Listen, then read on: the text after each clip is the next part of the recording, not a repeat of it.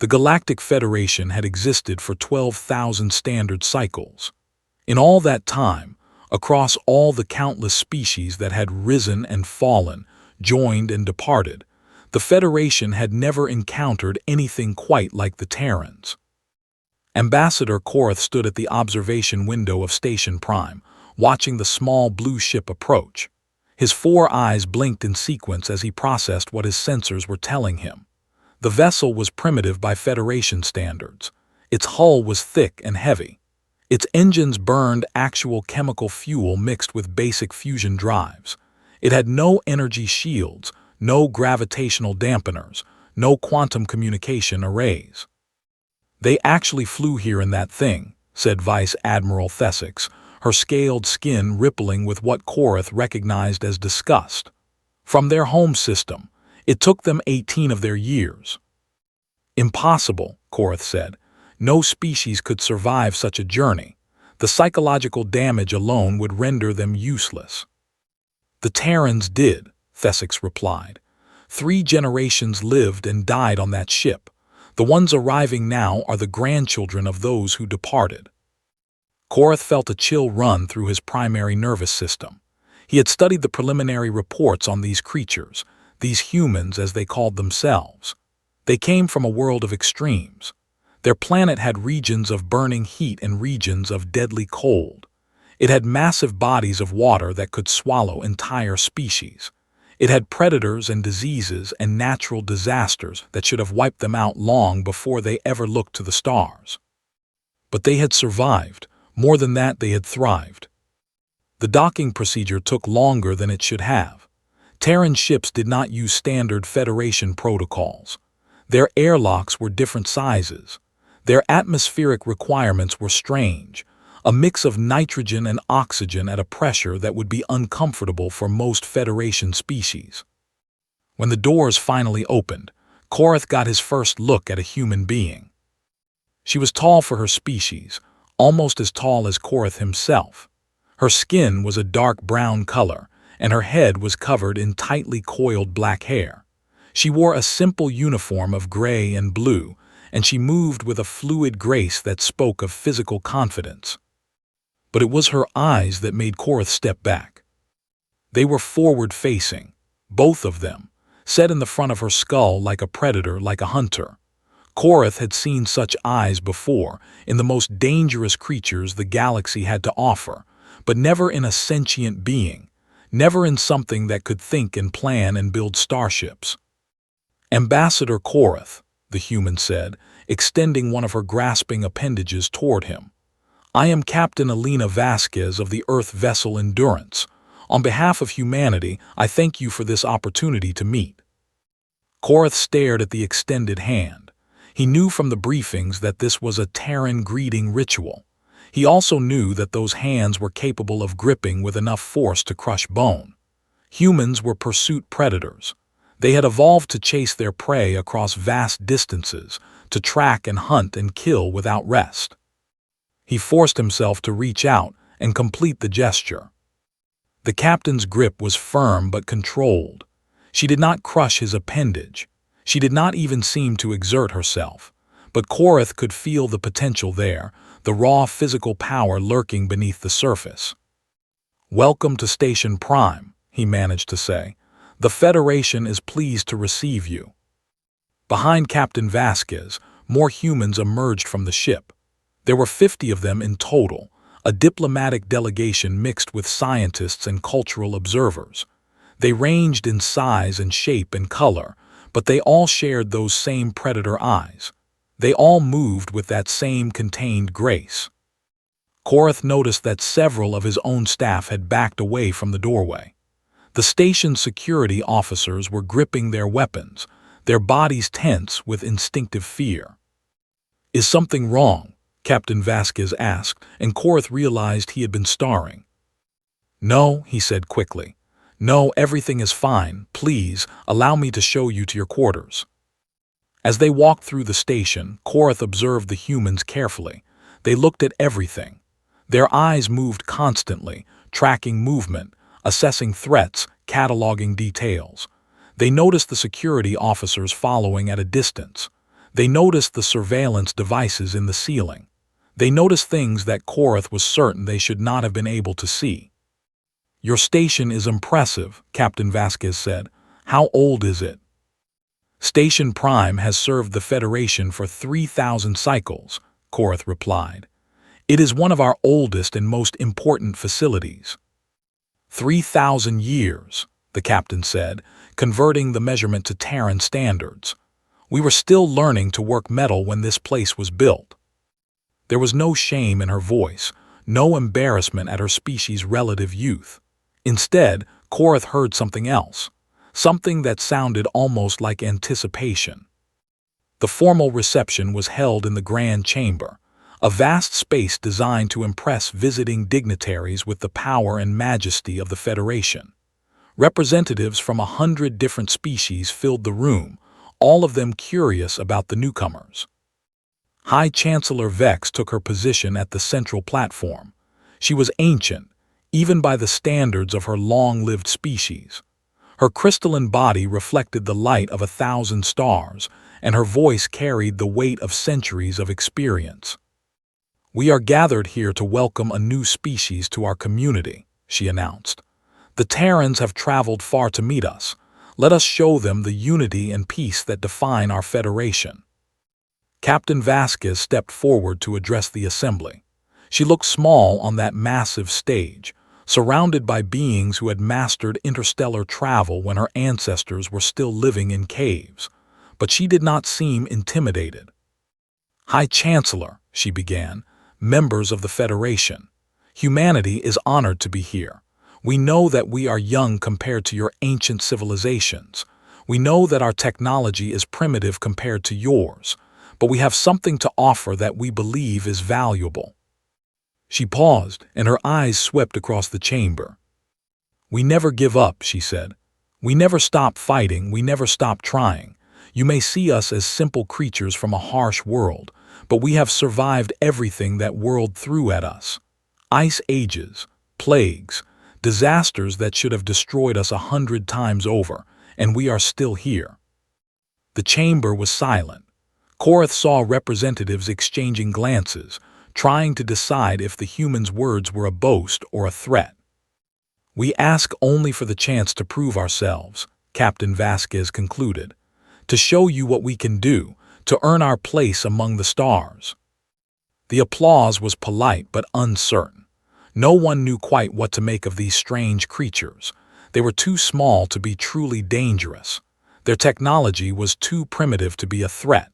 And yet there was something about them that made even the most powerful members of the Federation feel uneasy. Korath watched as the humans mingled with the other delegates. They were friendly and curious, asking questions about other cultures, sharing stories about their own world. They ate the unfamiliar foods without complaint. They drank the strange beverages without hesitation. They adapted to everything with a speed that was almost disturbing. "They are interesting, are they not?" said a voice beside him. Korath turned to find Scholar Meridax floating at his shoulder. The Luminari was one of the oldest species in the Federation, beings of pure energy who had evolved beyond physical form millions of years ago. "They are unsettling," Korath admitted. "Those eyes, that confidence, they act as if they belong here." "Perhaps they do," Meridax replied. "We have been watching them for some time, you know, since they first began sending signals into space. We have been waiting to see what they would become." "And what have they become?" Meridax pulsed with an emotion that Korath could not interpret. "Something new," the ancient being said. "Something the galaxy has not seen before. Something that might change everything." Before Korath could ask what that meant, an alarm began to sound. The lights in the chamber shifted to emergency red. A holographic display appeared in the center of the room, showing a tactical map of the surrounding space. "Vector Raiders," Vice Admiral Thesix announced, her voice tight with concern. "A full war fleet. They are coming for the station." The Vector were ancient enemies of the Federation. They were massive creatures, each one standing 3 meters tall and covered in natural armor that could deflect most energy weapons. They had no interest in diplomacy or trade. They existed only to conquer and consume. High Chancellor Vex moved quickly to the command platform. "How many ships?" she demanded.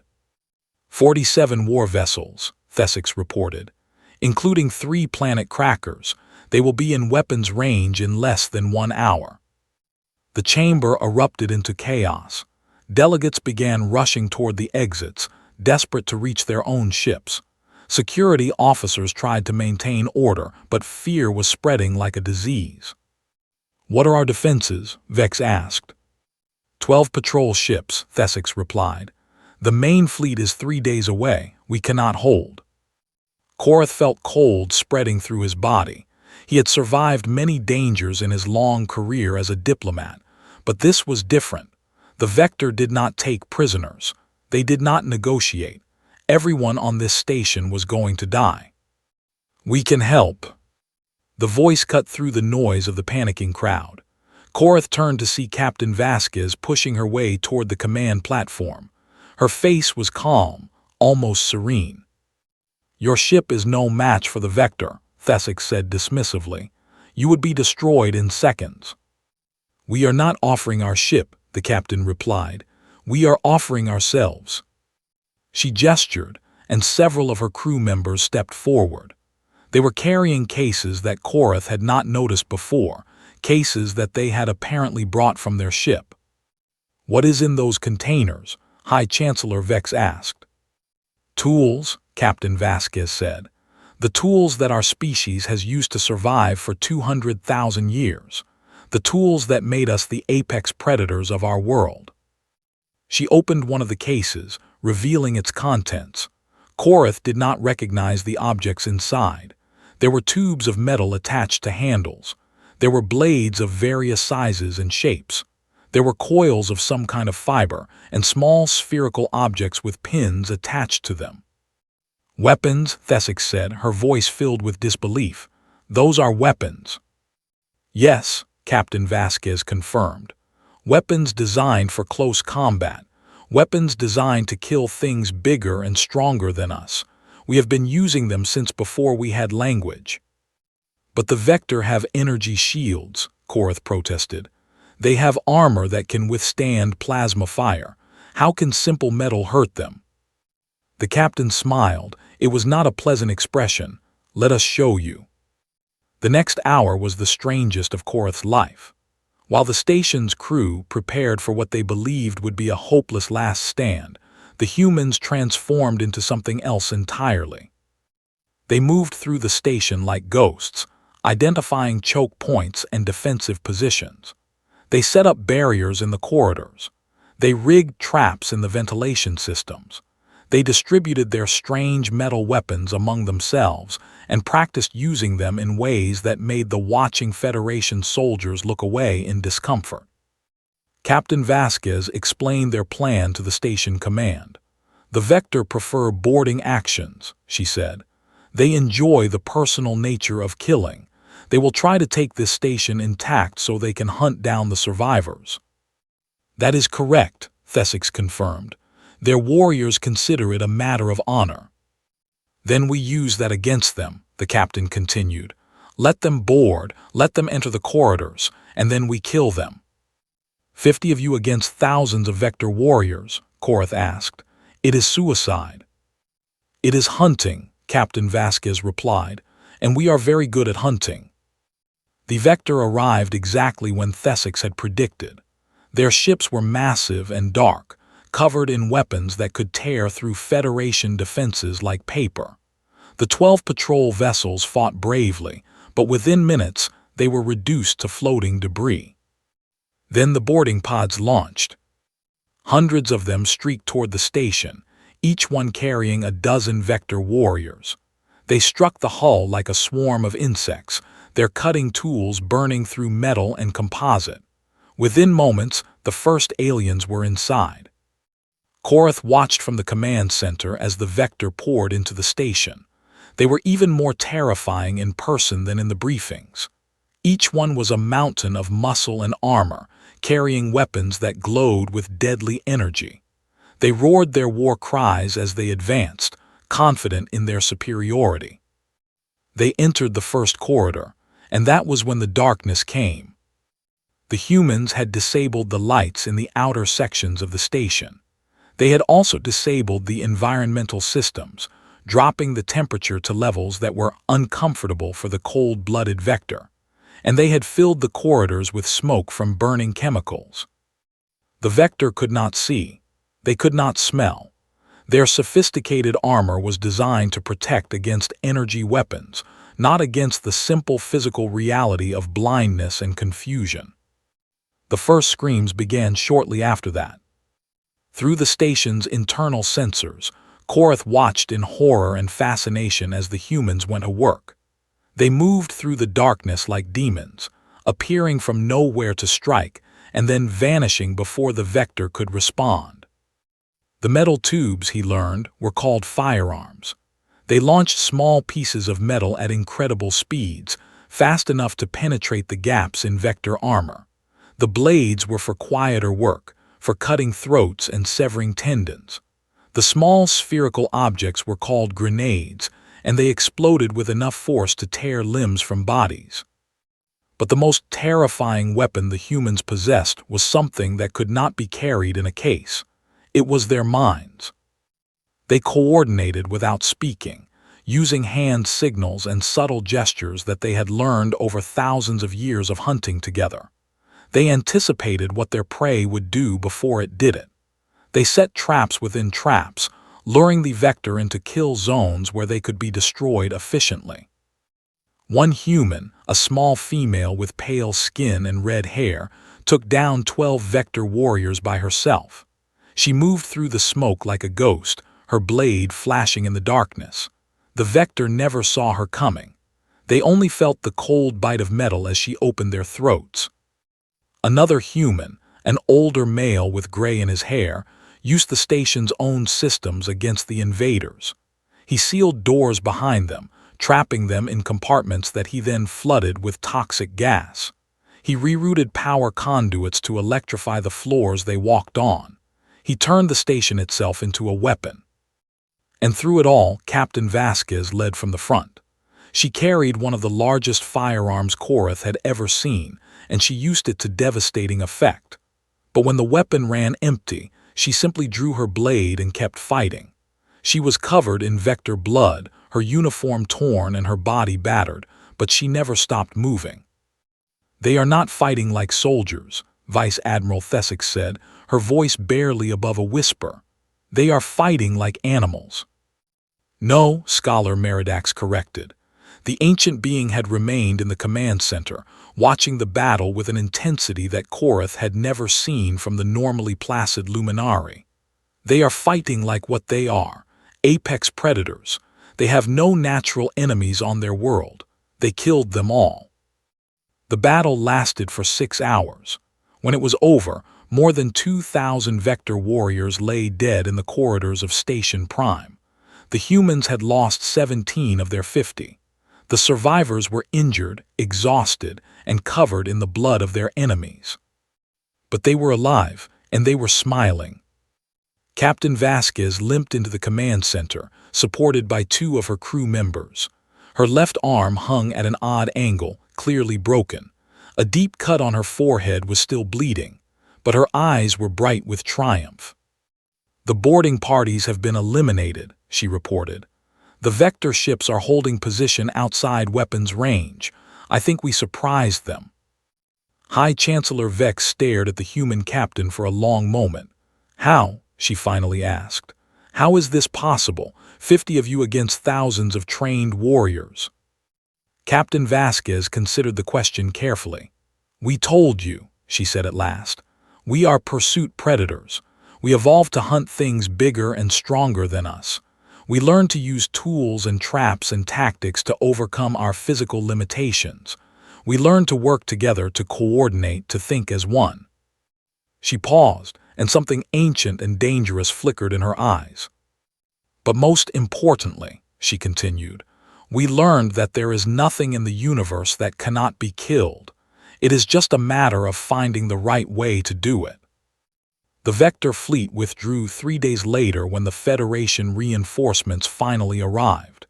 They did not attempt another boarding action. They did not even fire on the station. They simply turned and fled back into the darkness of space. Word of what had happened spread quickly through the Federation. The story was difficult to believe at first.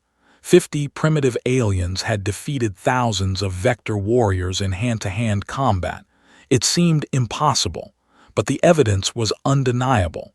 The bodies of the dead invaders were still cooling in the station's corridors. Ambassador Korath spent the following weeks fielding requests from every corner of the Federation. Everyone wanted to know more about the Terrans. Everyone wanted to understand how they had done what they had done. Captain Vasquez and her surviving crew remained on the station while their ship was being repaired. They had used it as a decoy during the early stages of the battle, drawing Vector fire away from the station's critical systems. It had taken heavy damage, but like its creators, it had survived. Korath found himself spending more and more time with the human delegation. He was fascinated by them in a way he could not fully explain. They were so different from every other species he had encountered. They were loud and emotional and unpredictable. They laughed at danger and mourned their dead with equal passion. They formed attachments quickly and fiercely, treating virtual strangers like old friends after just a few conversations. "You do not fear death," he observed one evening, sitting with Captain Vasquez in the observation lounge. "I have seen many species face mortality, but never like you. You went into that battle knowing you would probably die, and you were happy about it."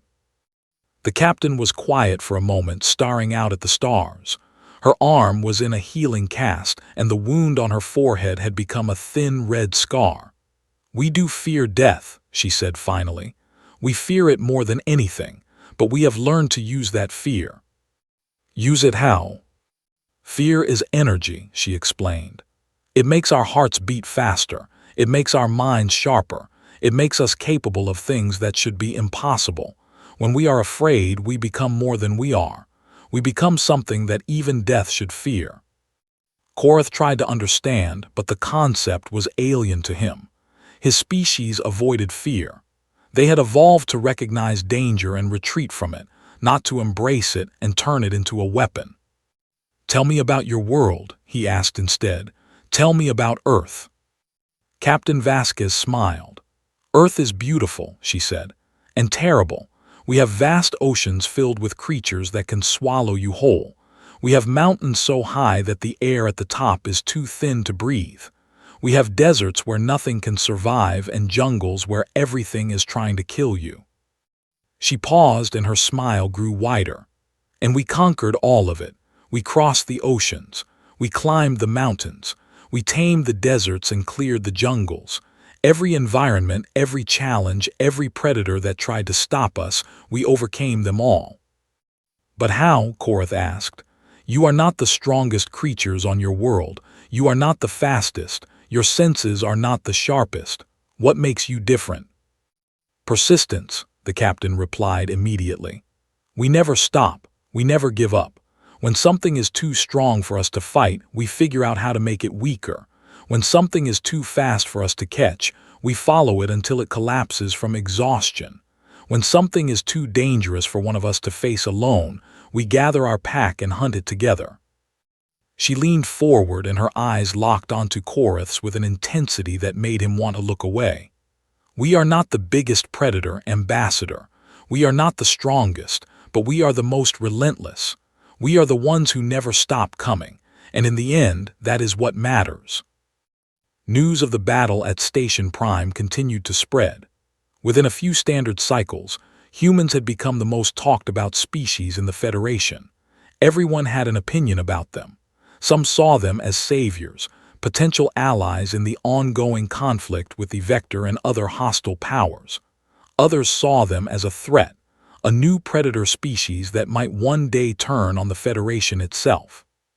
The High Council debated for weeks about what to do with them. Should they be welcomed as full members of the Federation? Should they be kept at arm's length, monitored and contained? Should they be driven back to their home world before they became too powerful to control? In the end, it was Scholar Meridax who settled the question. The ancient luminary requested a formal audience with the High Council, something that had not happened in more than 1,000 cycles. When they appeared before the assembled leaders, their energy form was brighter than Korath had ever seen it. "I have watched the rise and fall of countless species," Meridax announced. "I have seen empires that span galaxies crumble to dust. I have witnessed the birth of stars and the death of worlds, and in all that time I have never encountered anything like the Terrans." The council chamber was silent. No one interrupted a luminary, especially not one as old as Meridax. "They are dangerous," the ancient being continued, "more dangerous than any species we have ever encountered, but they are also something else, something we have needed for a very long time." "What is that?" High Chancellor Vex asked. "Hope," Meridax replied. "The Vector have been pushing against our borders for millennia. Other hostile powers grow bolder every cycle. We have been fighting a slow losing war and we all know it. But the Terrans show us that it is possible to fight back, to win, to survive against impossible odds." The luminary's form pulsed with emotion. "They are apex predators, yes, but they are also pack animals. They form bonds. They protect those they consider their own. If we welcome them into the Federation, if we treat them as allies and friends, they will fight for us with the same ferocity they showed on Station Prime." "And if we reject them?" Vice Admiral Thesix asked. Meridax was silent for a long moment. "Then we will have made an enemy that our descendants will speak of in whispers. The Vector are predators, but they are simple. They want only to consume. The Terrans are different. They remember, they plan, they wait. And when they strike, they do not stop until their enemy is utterly destroyed." The vote was unanimous. Humanity was welcomed into the Galactic Federation as a full member species, with all the rights and responsibilities that entailed. Captain Vasquez received the news with her usual calm demeanor. "We are honored," she said simply. "We will not let you down." Korath believed her, and he was also quietly terrified. The first years of humanity's membership in the Federation were a time of rapid change. Terran engineers worked alongside Federation scientists, combining their stubborn ingenuity with advanced alien technology.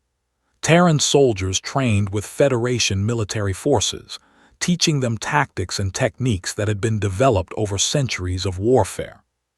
And everywhere they went, the humans left their mark. They adapted to every environment the galaxy could throw at them. They made friends with species that had never trusted outsiders. They solved problems that had baffled Federation experts for generations.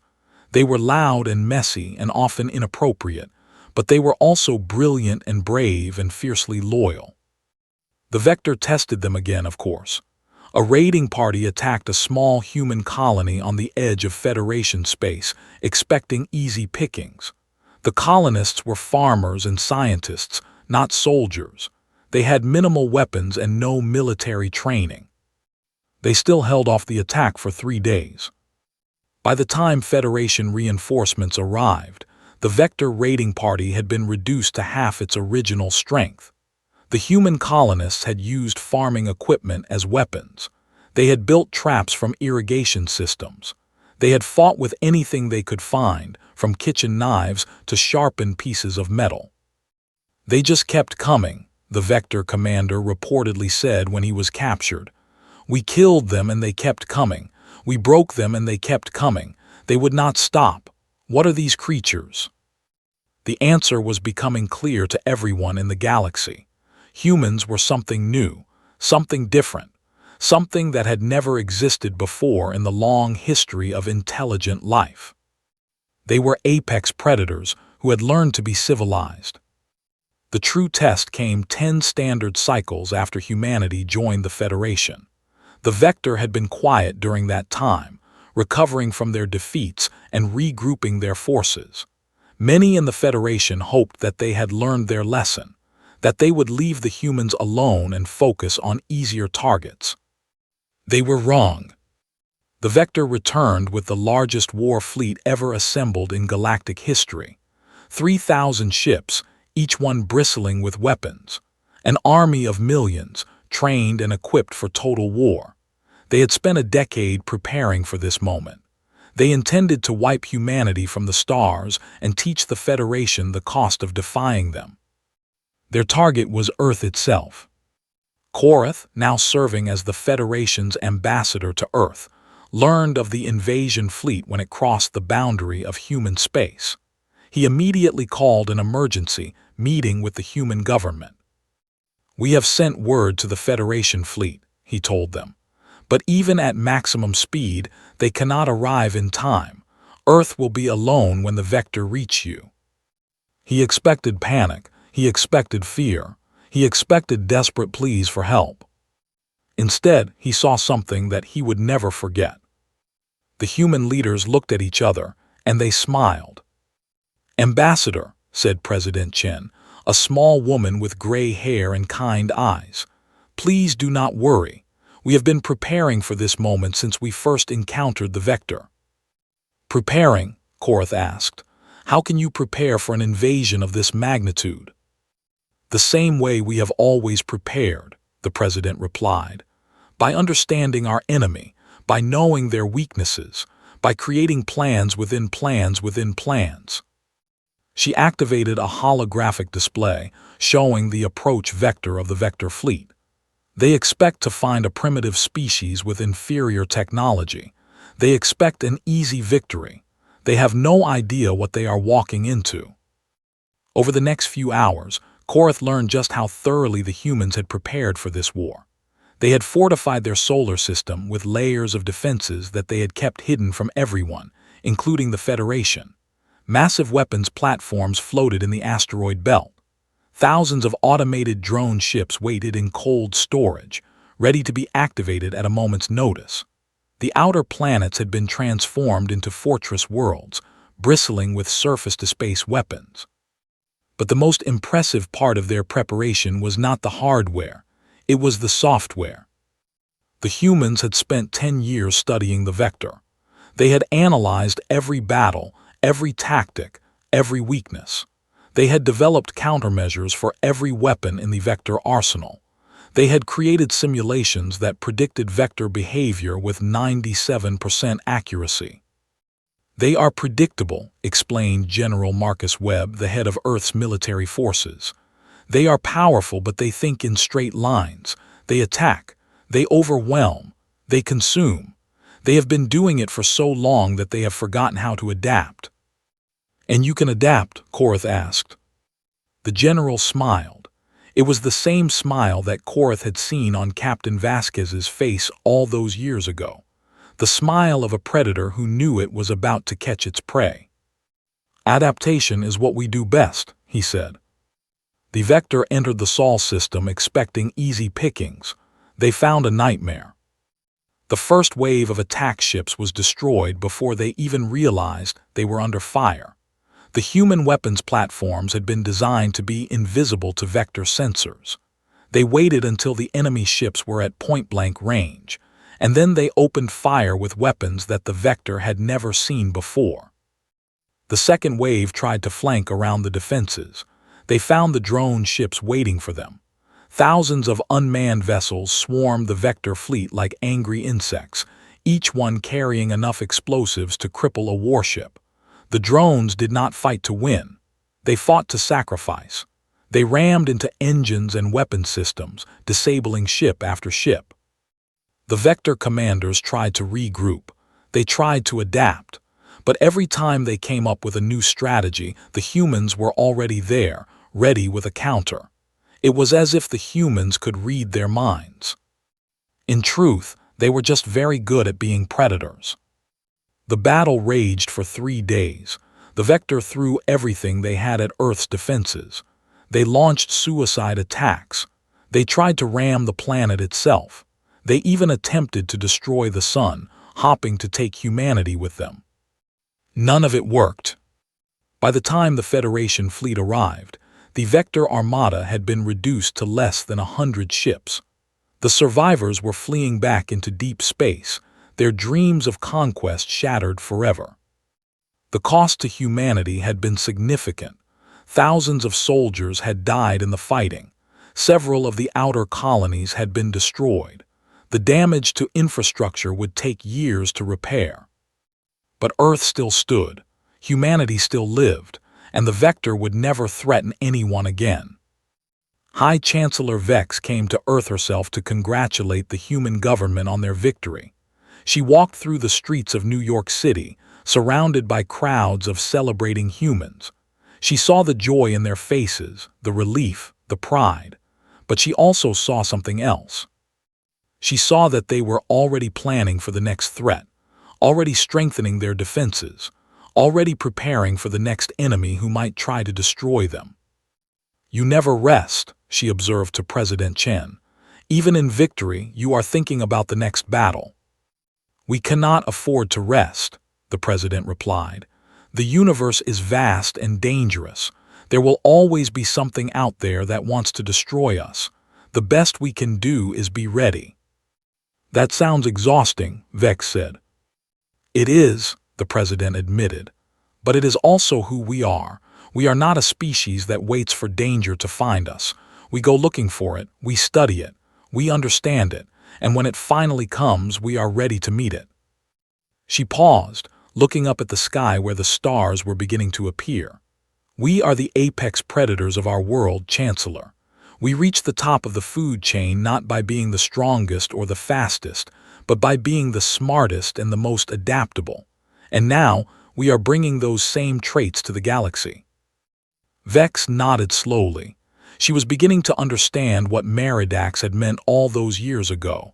Humans were not just dangerous. They were relentless. They were adaptive. They were cunning. They were everything that the galaxy needed to face the threats that lurked in the darkness between the stars. "What happens now?" she asked. President Chen smiled. "Now we rebuild. We grow stronger. We prepare for whatever comes next. And when the next threat appears, we will be ready." Together, the president extended her hand just as Captain Vasquez had done so many years before. "Together, the Federation took us in when we were weak and primitive. You gave us a place among the stars. We will never forget that, and we will never stop fighting to protect what we have built." Vex took the human's hand, feeling that same controlled strength that Korath had felt at the first meeting. But now she understood it differently. It was not the strength of a predator looking for prey. It was the strength of a guardian looking for something to protect. 100 cycles had passed since that day. Korath, now ancient and gray, stood in the Hall of Memory on Station Prime. The chamber had been rebuilt after the battle, transformed into a monument to the day that everything changed. Holographic displays showed images from the fight. The names of the fallen were inscribed on the walls, and at the center of it all stood a statue of Captain Elena Vasquez, frozen forever in the moment of victory. She had died 30 cycles ago, surrounded by friends and family. Her funeral had been attended by representatives from every species in the Federation. She was mourned not as a warrior, but as a pioneer, the first human to prove that her species had a place among the stars. "You are thinking about the old days," said a voice beside him. Korath turned to find a young human standing nearby. She had the same dark skin and forward-facing eyes as Captain Vasquez, though she was smaller and softer, a product of a generation that had grown up in peace. Her name was Maria, and she was Captain Vasquez's great-granddaughter. "I am," Korath admitted. "I was there when your ancestor first stepped onto this station. I watched her face down the Vector with nothing but courage and primitive weapons. It seems like a dream now." Maria smiled. "My grandmother used to tell me stories about those days. She said it was the most terrifying and exhilarating time of her life." "Your species has changed so much since then," Korath observed. "You have integrated into Federation society. You have adopted our technology, our culture, our ways of doing things. Some of the older members wonder if you have lost the fire that made you special." Maria's smile faded slightly. "You think we have become soft." "I think you have become comfortable," Korath said carefully, "which is not necessarily a bad thing. Comfort is what most species aspire to. But not what you expected from us." Korath was silent for a moment. He remembered the terror he had felt when he first saw those predator eyes, the awe when he watched the humans tear through the vector like phantoms, the respect that had grown over cycles of working alongside a species that never seemed to stop, never seemed to give up, never seemed to accept that anything was impossible. "No," he admitted, "it is not what I expected." Maria nodded thoughtfully. Then she reached into her pocket and pulled out a small object.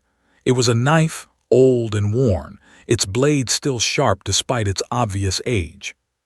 "This belonged to my great-grandmother," she said. "She used it in the battle for this station. She killed 12 vector warriors with it. When she died, she passed it to my grandmother, who passed it to my mother, who passed it to me." She held the blade up to the light, and Korath saw his reflection in the ancient metal. "We teach our children how to use these," Maria continued. "Every human child learns to fight with blades and firearms in their bare hands. We train in martial arts that are thousands of years old. We practice survival techniques that our ancestors developed when we were still hunting on the plains of Africa." "Why?" Korath asked. "You have energy weapons now. You have shields and ships and all the advantages of Federation technology." "Because technology can fail," Maria said simply. "Shields can be breached, weapons can be destroyed, ships can be disabled. But this," she tapped her temple, "never fails. The training that my ancestors passed down to me, the instincts that have been refined over 200,000 years, those cannot be taken away." She slid the knife back into her pocket. "We have not forgotten who we are, Ambassador. We have simply learned to hide it better, to be civilized when civilization is appropriate. But underneath the suits and the smiles and the polite words, we are still the same creatures who dominated our world through persistence and cunning, and the refusal to ever give up." Before Korath could respond, an alarm began to sound. It was different from the alarms he remembered from a century ago, but the effect was the same. Emergency lights, rushing personnel, the barely controlled chaos of imminent threat. "What is happening?" he asked. Maria was already moving toward the command center, her body shifting from relaxed civilian to focused soldier in the span of a heartbeat. "Unknown contacts," she said over her shoulder, "coming in from outside the galaxy. Thousands of them." Korath followed as quickly as his aging body would allow. By the time he reached the command center, it was already filled with activity. Federation officers from a dozen species were analyzing data, coordinating responses, trying to understand what they were facing. On the main display, he saw them. Ships unlike anything the Federation had ever encountered. Massive vessels, each one the size of a moon, emerging from some kind of portal in deep space. There were thousands of them, tens of thousands, more arriving every second. "What are they?" someone asked. "Unknown," came the reply. "They are not responding to any communication attempts. Their technology is completely foreign. We have no data on them." Fear spread through the command center. Korath could see it in the way the officers moved, the way they looked at each other. This was not like the Vector. This was not a threat they understood. This was something from beyond the galaxy itself, something ancient and terrible and completely unknown. Then Maria stepped forward. "Patch me through to Earth," she said calmly. "Priority channel, emergency protocol." The communication was established in seconds. A holographic display appeared, showing the War Council of the United Human Government. A dozen faces, representing every region of human space, all of them wearing the same expression. They were smiling. "We see them," said Admiral James Okonkwo, the head of human military forces. We have been tracking them since they first appeared." "What is the response?" Maria asked. "Full mobilization," the admiral replied. "Every ship, every soldier, every weapon we have. We are already deploying the first wave." "And the Federation?" "Standing by our side as always." The admiral's smile widened. "It seems the universe has finally sent us a worthy challenge." Korath watched as the humans began to coordinate their response. There was no panic, no despair, no sense that this might be the end of everything. Instead, there was focus, determination, and underneath it all, something that he had seen before. Anticipation. Maria must have sensed his gaze because she turned to look at him. "You wonder why we are not afraid," she said. "The thought had occurred to me," Korath admitted. "Because this is what we were made for," Maria said. "This is why we exist, to face the darkness, to fight the impossible, to survive when everything says we should die." She walked over to the observation window, looking out at the stars where the enemy ships were gathering. "My great-grandmother once told the Federation that there is nothing in the universe that cannot be killed. She believed that with all her heart, and she was right." "You do not know what these creatures are," Korath protested. "You do not know their capabilities, their weaknesses, anything about them." "Not yet," Maria agreed. "But we will learn, we will study them, we will analyze them, we will find their weaknesses and exploit them, because that is what apex predators do." She turned back to face him, and in her eyes, Korath saw the same fire that had burned in Elena Vasquez's eyes 100 cycles ago. The fire of a species that had never accepted limits, that had never believed in impossible, that had clawed its way to the top of the food chain through sheer stubborn refusal to die. "We are humanity," Maria said, "and we do not go quietly into the night." The first human warships launched from their hidden bases. Federation vessels moved to support them. Across the galaxy, 1,000,000 species watched as the combined forces of civilization prepared to face the unknown. And at the heart of it all stood the humans, small and fragile by galactic standards, primitive in so many ways, but utterly, completely, terrifyingly determined. The Federation had learned long ago why the Terrans were called the apex predators of the universe. Not because they were the strongest, not because they were the most advanced, but because when the darkness came, when the impossible loomed, when every logical analysis said that victory was unachievable, the humans simply smiled and started planning how to win anyway. Korath watched the ship streak toward the enemy fleet. He was old and tired and probably would not live to see the end of this war. But for the first time in a century, he was not afraid. Because humanity was on the front lines. And humanity never gave up.